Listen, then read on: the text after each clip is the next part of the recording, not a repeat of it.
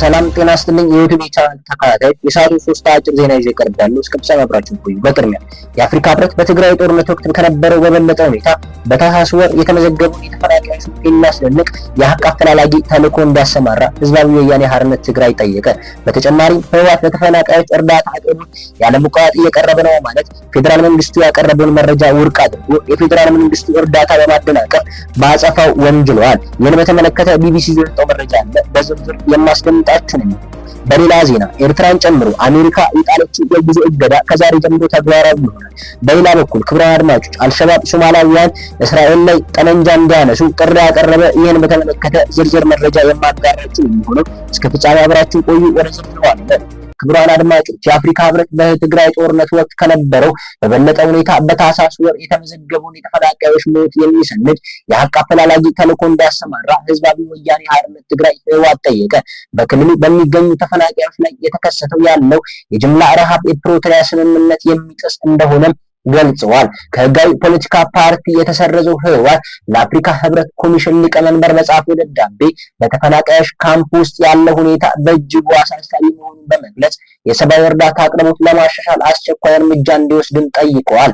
በክልሉ ውስጥ ያሉ ተፈናቃዮች ለከፍተኛ የምግብ እጥረት በመጋለጣቸው የሟች ቁጥር እየጨመረ መሆኑን የጠቀሰው ህወሓት ክስተቱ የሁለት ዓመት ጦርነት ያስቆመው ፕሪቶሪያ ስምምነት የሚጥስ ነው ሲልም ከሷል። ድርጅቱ በመጠለያ ካምፖች ውስጥ ያለው ሁኔታ በዚህ ወር ውስጥ መባባሱንና ያለው ሁኔታ በትግራይ ጦርነቱ ከጀመረው ወቅት ከነበረው የከፋ ሆኖ የሚሞቱ ሰዎች ቁጥር ከፍተኛ መሆኑን ገልጸዋል። ህወሓት ደብዳቤው የአፍሪካ ህብረት በታህሳስ ወር የታየውን የተፈናቃዮች ሞት መባባስ ከ5 ዓመት ቁጥር እና ስልታዊ እርዳታ አቀባ የሚሰንድ የሀቅ አፈላላጊ ተልዕኮ እንዲያሰማራ ጠይቀዋል። ተልዕኮ በ60 ቀናት ውስጥ ሪፖርት እንዲያቀርብም ጭምር አሳስበዋል። ሕጻጽ በሚባል የተፈናቃዮች ካምፕ ውስጥ የተከሰተው ምግብ ችግርን በተመለከተ በማህበራዊ ሚዲያ ላይ መነጋገሪያ መሆኑን ተከትሎ የፌዴራል መንግስቱ በሰጠው መግለጫ የእርዳታ ምግብ አቅርቦት እንዳልተቋረጠ መግለጹ ይታወሳል።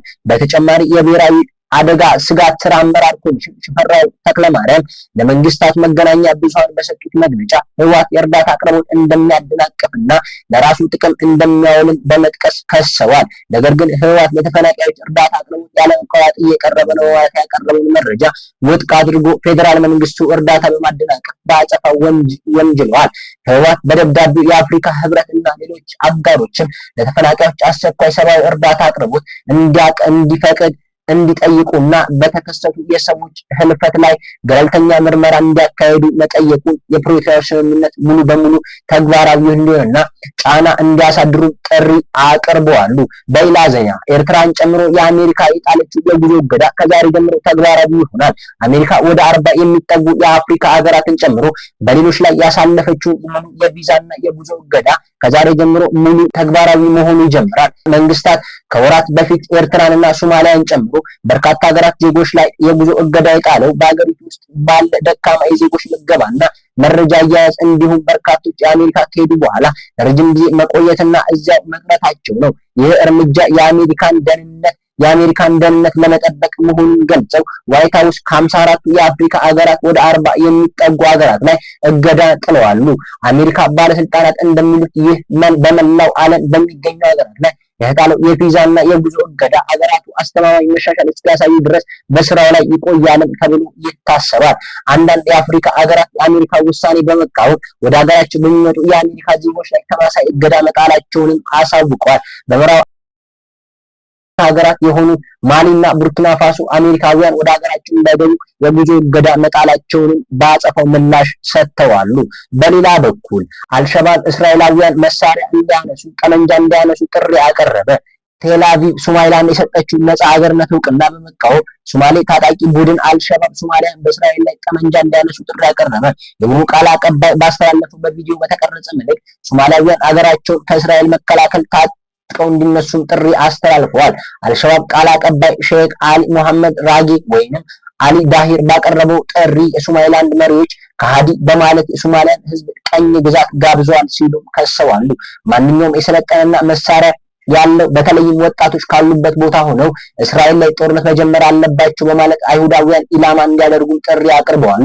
መሳሪያም ሆነ ስልጠና የሌላቸው ደግሞ ቡድኑ በሚያስፈልጋቸው ለማቅረብ ዝግጁ መሆኑን በመጥቀስ እንዲቀላቀሉትም ጥሪ አስተላልፈዋል። በበርካታ ሀገራት በሽብርተኝነት ከተፈረጁ የዓለም አቀፍ ቡድን አልቃይዳ ጋር ትስስር እንዳለ የሚነገርለት አልሸባብ ሞቃዲሾን ጨምሮ የተለያዩ የሶማሌና የምስራቅ አፍሪካ ሀገራት ውስጥ የሽብር ጥቃትን በመፈጸም ይታወቃል። የሶማሊያ መንግስት ለመጣል የሚዋጋው ቡድኑ ሀገረ መንግስቱ ባሻገር አሜሪካን ጨምሮ በአጎራባች ሀገራት የሽብር ቡድን ተብሎ እየታደነ ያለ ነው። እስራኤል የሰጠችው እውቅና የተቃወመው አልሸባብ ቃል አቀባዩ የሶማሊላንድ ህዝብ እስራኤል የሰጠችውን እውቅና እንዲቃወም ጥሪ አቅርበዋል። ነገር ግን ከ30 ዓመታት በላይ ከሶማሌ መንግስት ራሷን ነጥላ ነፃ ሀገር ላወጀችው ሶማሊላንድ እስራኤል ባለፈው ሳምንት የሉዓላዊነት አገርነት እውቅና መስጠቷን ተከትሎ በሀርጌሳ በርካታ ህዝብ በአደባባይ ወጥቶ ደስታውን ሲገልጽ እንደነበር ይታወሳል። በሌላ በኩል ዳግም የሶማሊያ ማዕከላዊ መንግስት እውቅና አጥብቆ በመቃወም ጉዳዩን ወደ ተባበሩት መንግስታት የጸጥታው ምክር ቤት መውሰዱ ይታወቃል። እንዲሁም የሶማሌ በተለያዩ ሀገራት ክፍሎች ውስጥ ባካሄዱት ሰልፎች የሶማሊላንድ አገርነት እውቅና ተቃውሞታል።